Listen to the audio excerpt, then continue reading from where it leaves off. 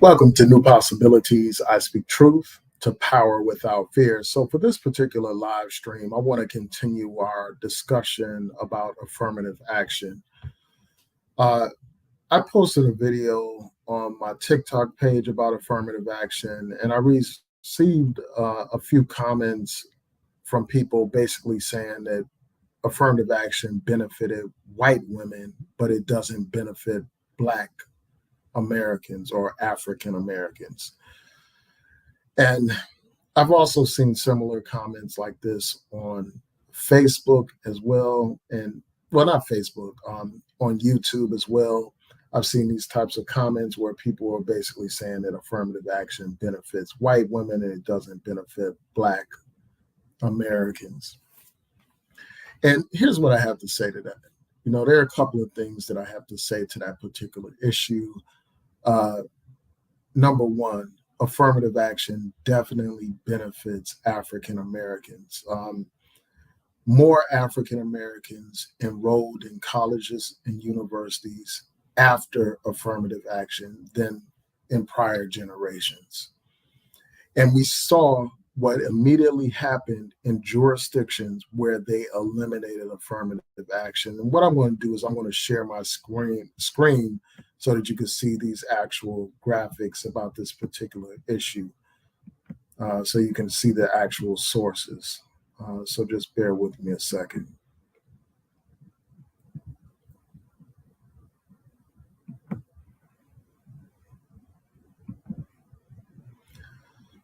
So you have this graphic here, and this is from the New York Times, and they talked about basically how eliminating affirmative action affected African Americans.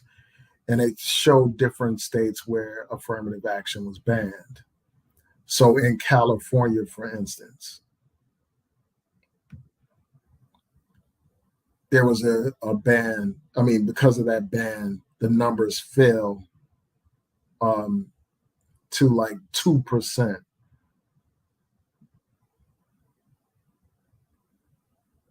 It says this, it says Black and Hispanic enrollment at the University of California, Berkeley, and the University of California, Los Angeles dropped after voters approved a statewide ban on affirmative action. And those numbers have not recovered, even as the state's Hispanic population has grown. So you see the numbers here. It talks about how 9% of college-age residents are Black in California, but only 2% of freshmen are Black in California after that ban of affirmative action.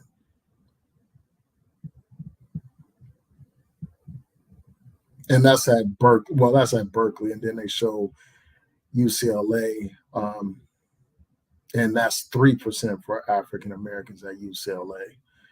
And then they show Texas. And basically, for Texas, it says that after they banned affirmative action in Texas, the flagship universities enrolled fewer Black and Hispanic students after a court prohibited them from using affirmative action. And then affirmative action was later adopted. But here are the stats right here. So the college age percentage of Black Americans is like 15% in Texas, but the percentage of Black freshmen was like 5% at the flagship state universities in Texas.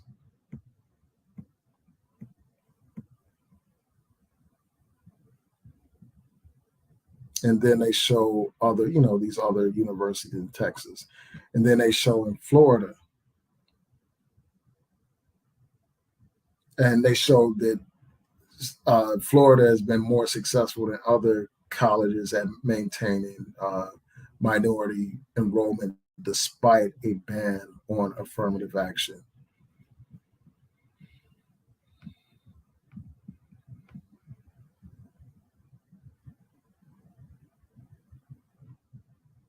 And, in Michigan, they cite the example in Michigan, how after Michigan voters approved a ban on affirmative action, the number of Black freshmen declined at the two most prominent public universities.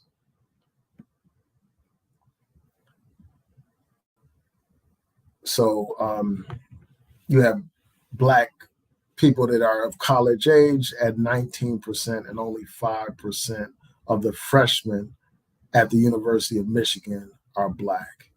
And then for Michigan State, that's 7%. And then you have the example of Washington, the state of Washington. After affirmative action was banned, um, it says that the effect was less clear at the Washington State University. But at the University of Washington, um, minority enrollment fell. So you have all these examples of the impact, the direct impact that banning affirmative action has had. So we know that affirmative action has benefited African Americans, but we also know that affirmative action has benefited white women greatly. And that's one of the problems with affirmative action. And this goes back to the problem of the court basically spending years chipping away at affirmative action.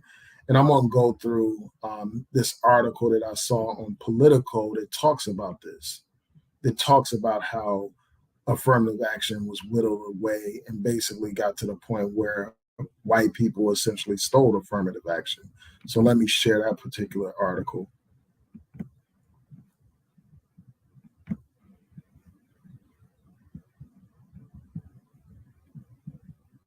So this article is titled How White People Stole Affirmative Action and Ensured Its Demise. And I encourage you all to read this particular article.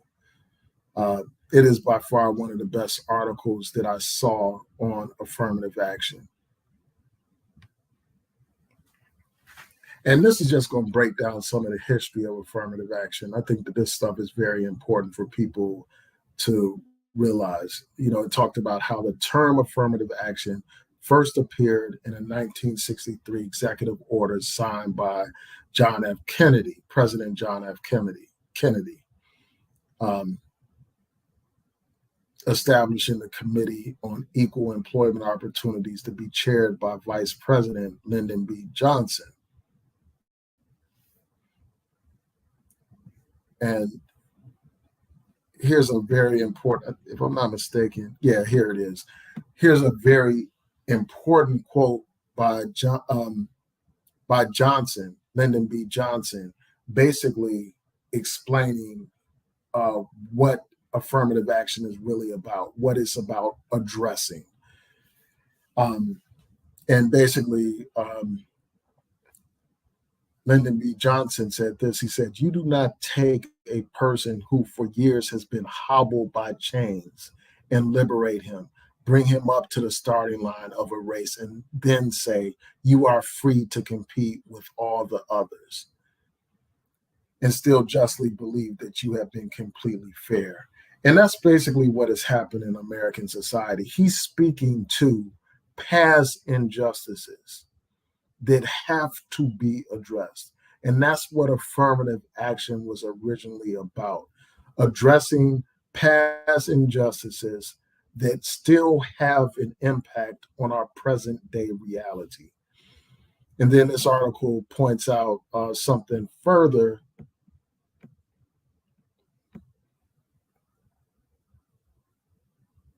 from something that Martin Luther King said during a Playboy interview.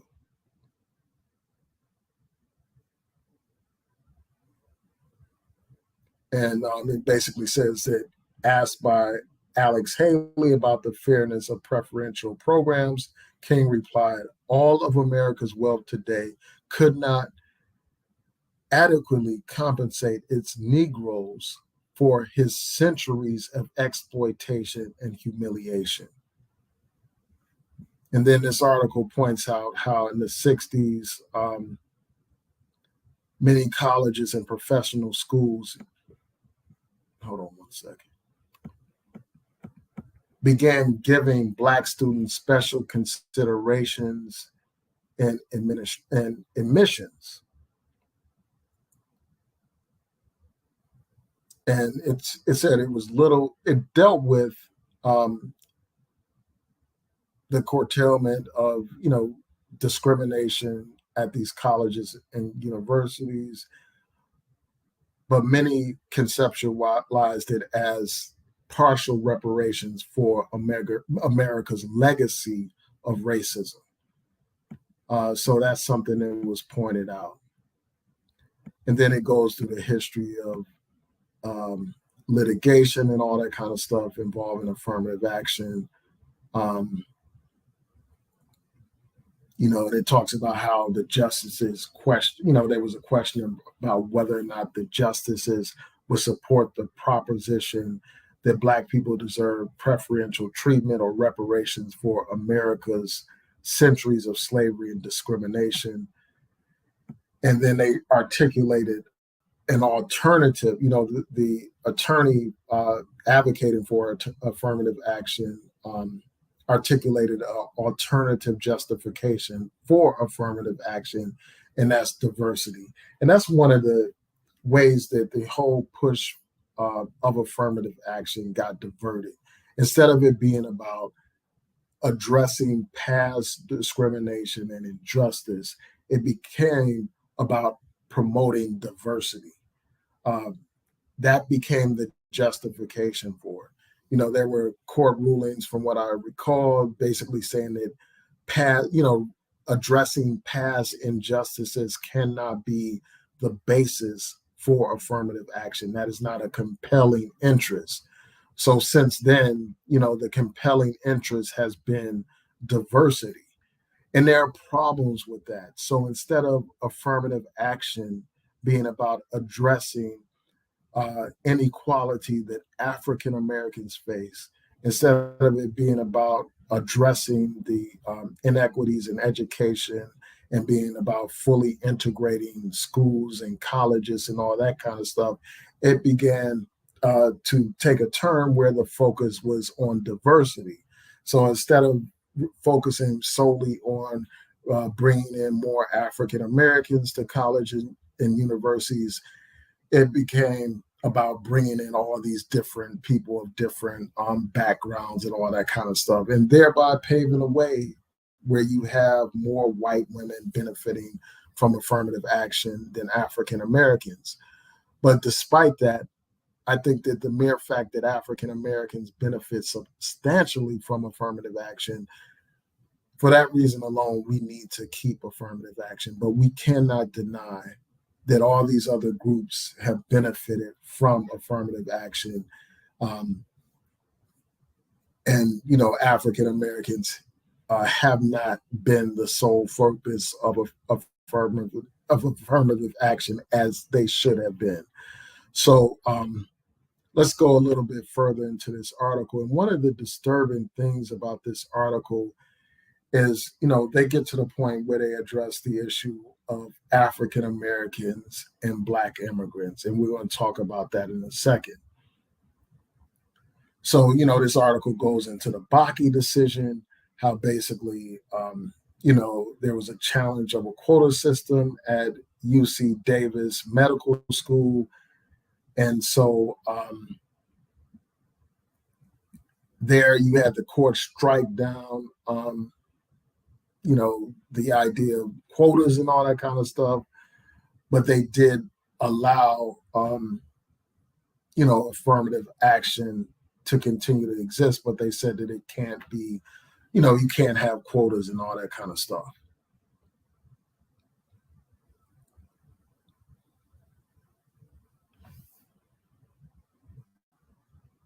And it was premised on, the notion of academic freedom and the benefits of diversity. That was the basis for the Bakke decision.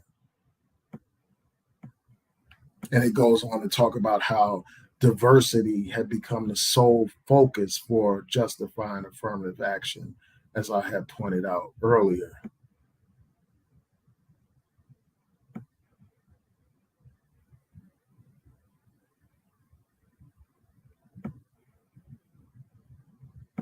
So just bear with me a second.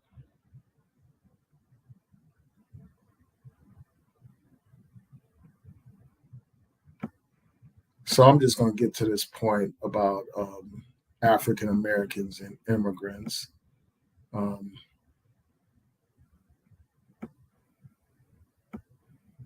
just bear with me one second.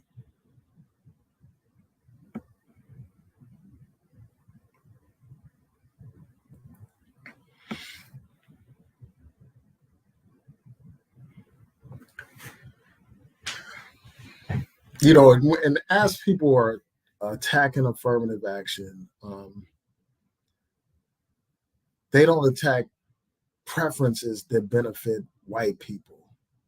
For instance, this article points out how at every elite college they give a leg up to athletes and children of alumni. That's something that people rarely point out and they rarely attack. But when it comes to giving African Americans equal opportunity to go to colleges and university, all of a sudden there's an issue.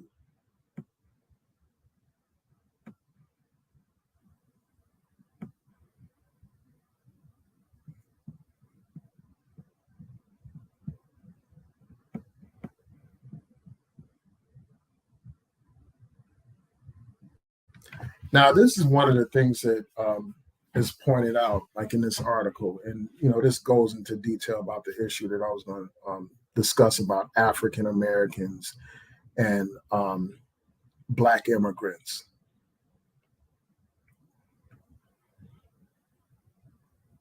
It basically points out how the benefits of affirmative action, very little of it, it says that at Harvard, for instance, the fact that little of the benefit of its affirmative action program has gone to students with the greatest ethical claim. For instance, it says presumably the conversation would begin with the descendants of slavery, indigenous North Americans, and other casualties of colonialism. Also, the victims of segregated residential practices. It kept, families of color from accumulating wealth and all that kind of stuff.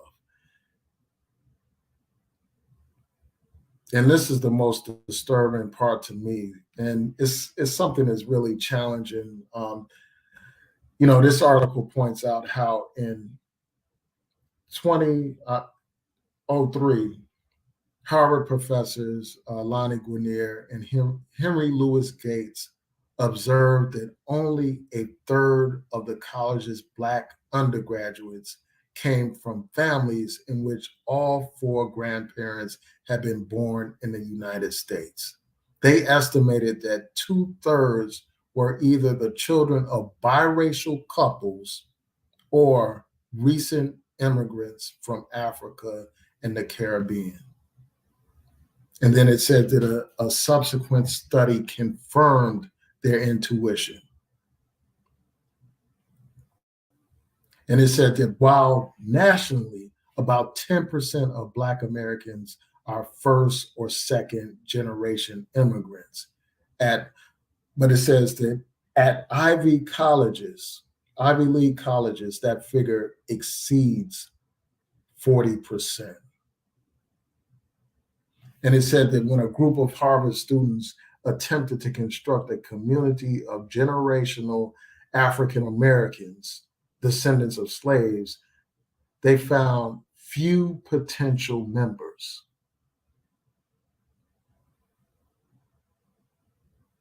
And they estimated just that, like, African Americans who are descendants of slavery constituted like 10% of Harvard's Black population.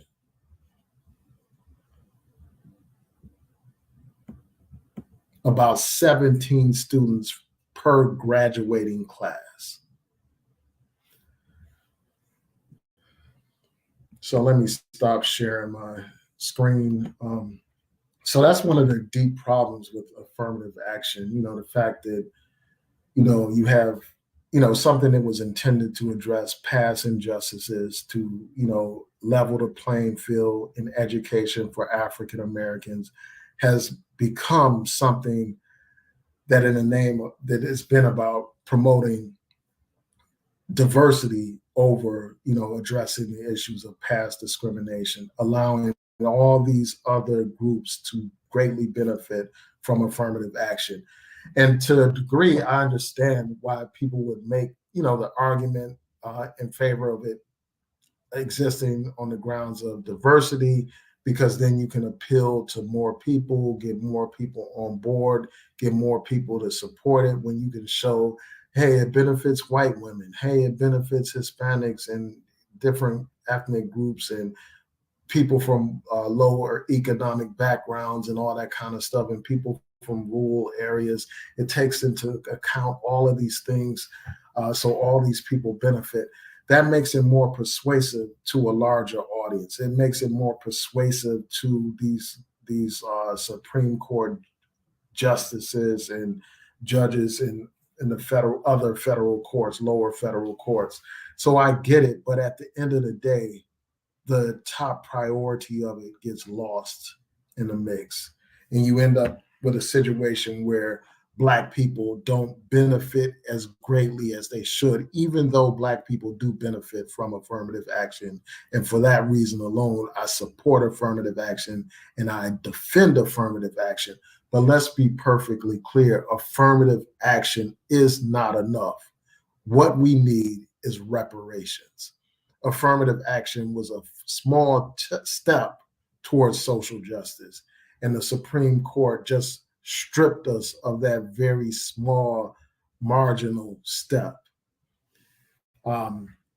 So the fight is on, and we need to talk about what we need to do from here, going forward, given the fact that affirmative action has basically been eliminated. Again, they have been chipping at it for years, and now they basically destroyed affirmative action. So I'm going to respond to these comments. So there are a couple of things. So I see that V-Dub says that affirmative action is a quota-based system, not merit. That's absolutely false. I talked about how before, there was a decision, the Bakke case, where basically the court said you cannot have a quota system. And if I recall correctly, that was decided way back in the 70s or something like that. It was decided a long time ago. So affirmative action, as we know it for years, has not been about any kind of quota system where you say that you have to have X number of African Americans at a college or university. It's never been about that. I mean, it hasn't been about that for a long time, since the 70s or whatever. The way affirmative action has worked is that race has been a factor considered by colleges and universities when deciding when to admit students, along with all these other factors that I mentioned, like, for instance, economic background, whether or not somebody is from a rural community, all these other factors to encourage diversity. Race was one of many factors, and it didn't guarantee somebody a slot at a university simply because of their race or anything like that. We need to move away from these false narratives that have nothing to do with reality. I encourage people to read the Fisher versus the University of Texas, a Supreme Court decision, the Grutter decision, the Bakke decision, and you will understand exactly what affirmative action is about. It is not about a quota system. So we need to stop spreading that lie. It's about giving qualified students the opportunity to get an education. That's what it's about. It's about removing artificial barriers that make it difficult for African Americans to get a higher education. That's what affirmative action is about. And the mere opportunity to go to the school doesn't guarantee results and all that kind of stuff. Once African Americans get into school, we have to compete just like anybody else. Affirmative action made it possible for even someone like a Clarence Thomas to be a Supreme Court justice, to be able to go to one of the nation's finest law schools in the country. It made it possible for somebody like a Barack Obama to be able to go to Harvard Law School. So let's just be clear on the definition of affirmative action.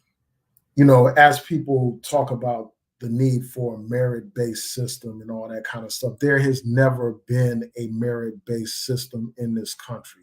There was never a merit-based system for white people. There was white privilege that white people to continue to exercise to promote themselves, to empower themselves. And I mentioned earlier about legacies at these elite universities. Based on legacy and based on contributions that rich people give to these universities, their children are given an edge over other children. Their children are able to get into these elite universities without having to meet the same requirements as everybody else applying to those universities. So again, this has never been a merit-based system. Nothing is merit-based about someone being born into privilege, being born in a situation where they are able to afford the most elite education possible. Whether we're talking about private elite schools or public elite schools, being born in a neighborhood where it's affluent, where you have schools with the best resources, as opposed to being born in a neighborhood where you have struggling schools that don't have adequate resources, that don't have a good student teacher ratio.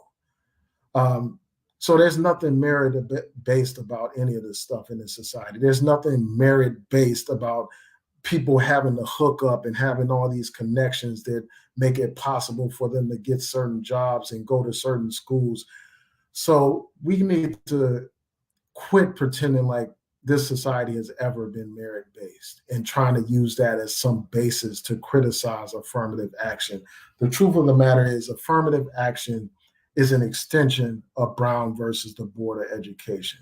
It's about giving Black people the opportunity to get a quality education so that we can empower ourselves and our communities. So I had to address that. And this whole diversity, I already made the point about diversity.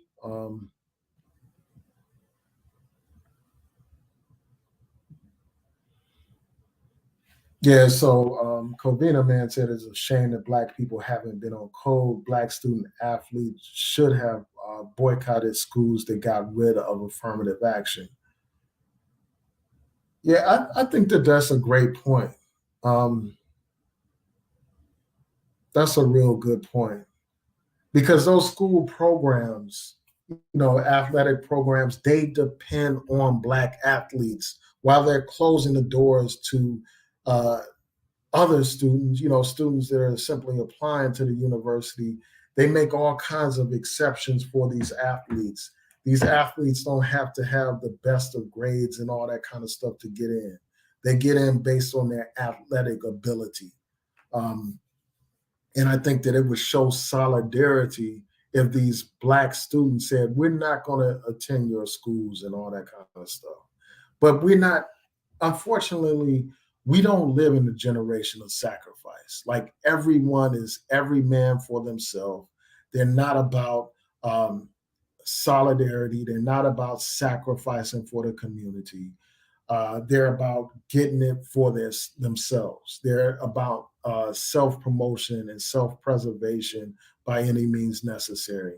So they won't forego the opportunity to go to one of these top 10 schools based on their athletic skills because they see it as a route to the NBA or the NFL or whatever. And they couldn't care less about Black unity and Black power and all that kind of stuff. They don't care nothing about that, unfortunately. Um,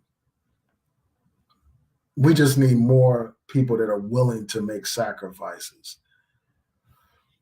So I think that that's a great point that you make there.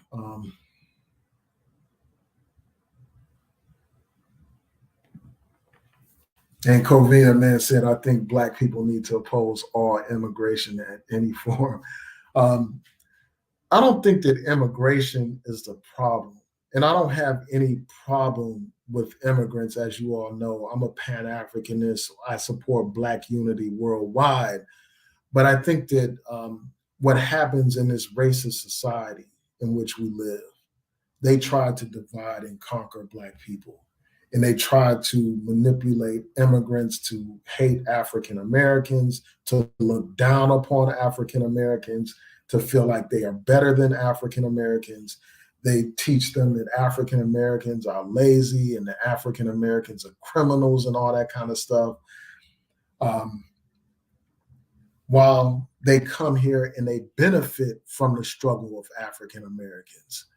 The affirmative action that many of them benefit is a result of the work of African Americans, the basic civil rights that people have to be employed at any company that they choose to, the right to live in any neighborhood that they want to live in, the right to go to any business they want to go to.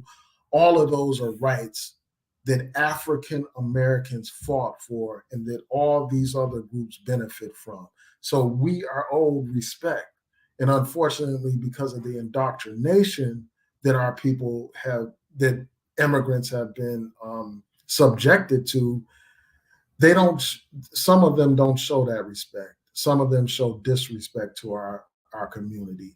And because of that, I understand the frustration of, people that are in that ADOS movement or Foundational Black Americans movement, but I think that they're misguided.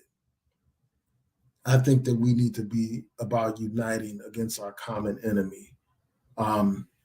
And I don't think it's a mistake that these people have pitted immigrants against African Americans by taking this program of affirmative action and using it in a way that it's divisive instead of using it for its initial purpose of addressing past discrimination.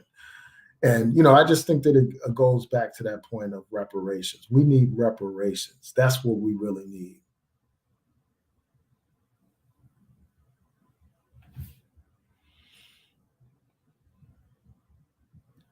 Yeah, and as I pointed out that, white women did benefit greatly from affirmative action.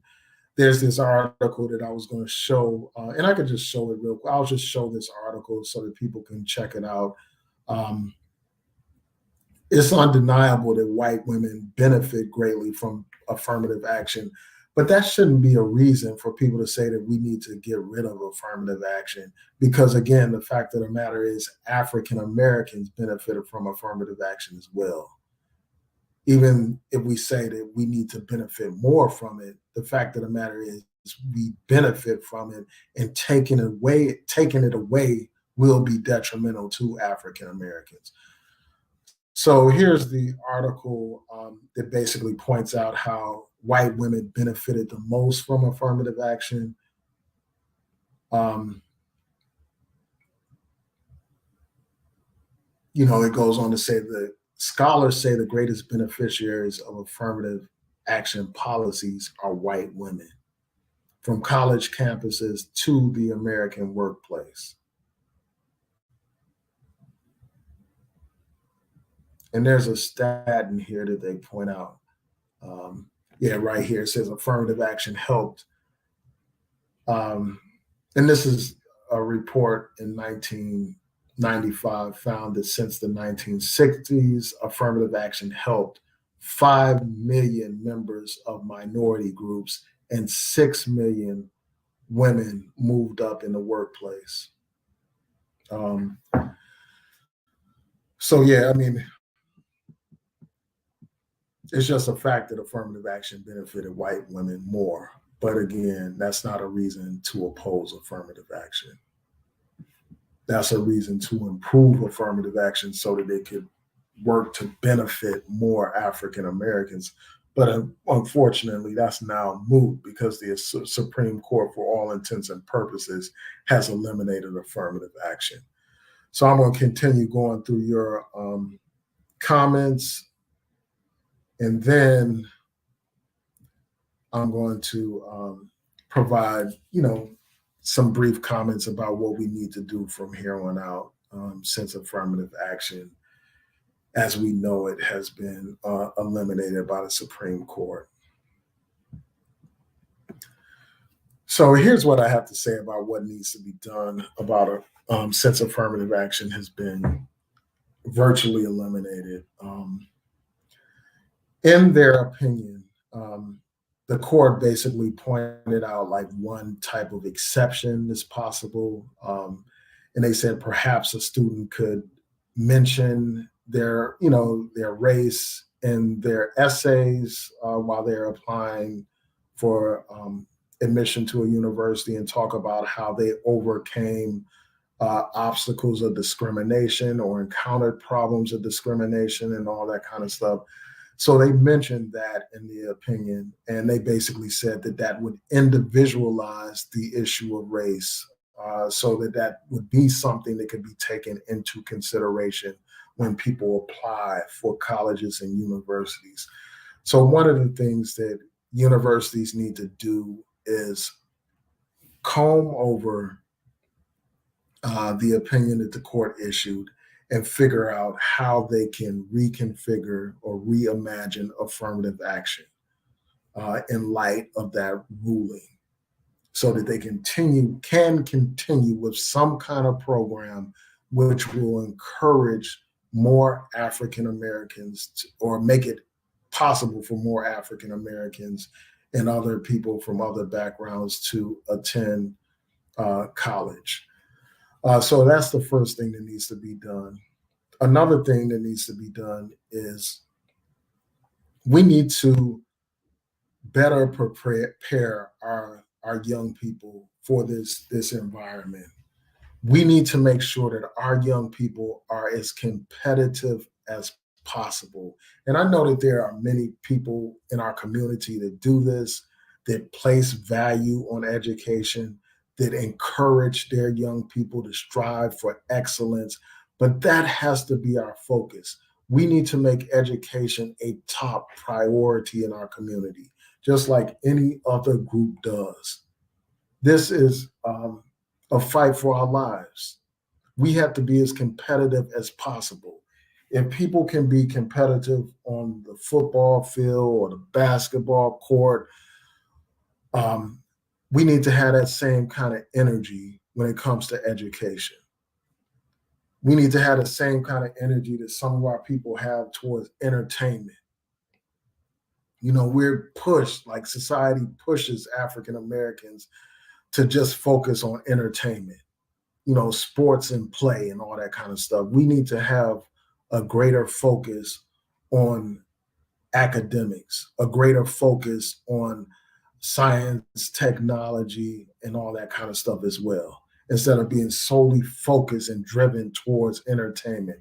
That's something that society promotes, these stereotypes and all that kind of stuff, because nobody is going to give you anything.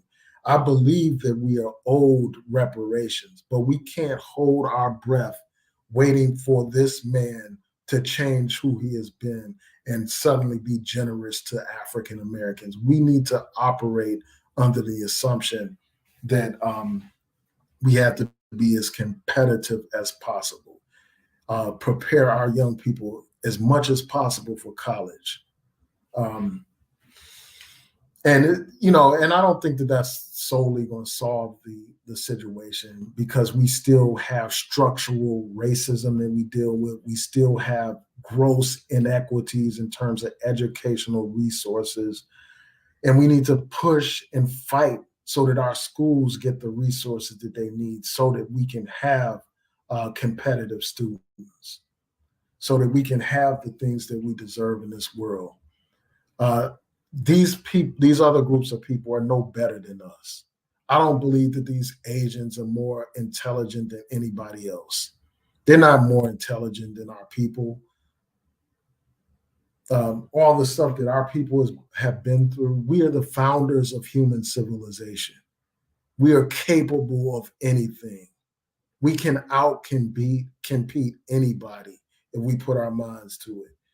And many of us have done that with far fewer resources than our competition. We have accomplished great things. No other people would have been able to accomplish what we have been able to accomplish. After all these years of being enslaved in this country, being enslaved for hundreds of years, being subjected to Jim Crow for decades, but yet and still here we are. Here we are as judges, lawyers, doctors, engineers, scientists, doing everything that you can imagine in this society, being president and governors and senators and all that stuff, despite the obstacles that these people have placed before us. Nothing can stop us if we put our mind to it. I will never lose faith in my people. I believe in my people. Um, we have suffered much worse than losing affirmative action. Even in the dark days of Jim Crow, we still had Black people building Black institutions. And that's going to bring me to my next point. Building Black institutions, doing great things, getting educated, building all kinds of businesses and all that kind of stuff, despite the obstacles that we faced. And I'm sure that we can do it again. I'm not losing hope over some court decision. That's not the end for Black people. It's only the beginning. So I just think that that's one thing. The other thing is we need to build on the institutions that we have instead of giving our all to some white institution. Teaching at white institutions, striving to get accepted by white institutions. Let's build our own. And that's not to say that the Black colleges alone are enough. I don't think that they are enough, and I don't think that they will, that they're enough to educate all of our young people. But let's push towards building and improving our Black colleges. These Black scholars, why teach at a university that won't accept your own people, that makes it hard for your own people to get into those universities? Why not use your intellect, bring your intellect and your skill to these Black colleges and universities? You got these professors that always talk about race this and race that, like your Cornel West and your Michael Eric Dysons and all these other great scholars and great Black minds. They need to use that Black intellect for their Black people at Black institutions if they truly believe in Black people and support Black people. That's one of the things that we need to do, support our Black institutions. And not just on an intellectual level. When it comes to athletics, if all these Black athletes were to go to Black colleges, all these prominent Black athletes that you see in March Madness and at these on these college football teams and stuff like that, if the best of the best athletes were at Black universities, we would be unstoppable. That would bring so much more resources to our schools and stuff like that. So those are a couple of ideas that I have. This huge problem won't be solved overnight, but those are a few things that we need to do.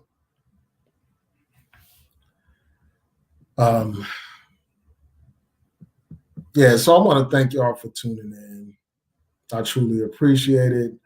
Please rate, comment, subscribe, like the video, share the video, and hit that notification bell so that you'll know when I post new content on here. Peace and blessings. Have a great day.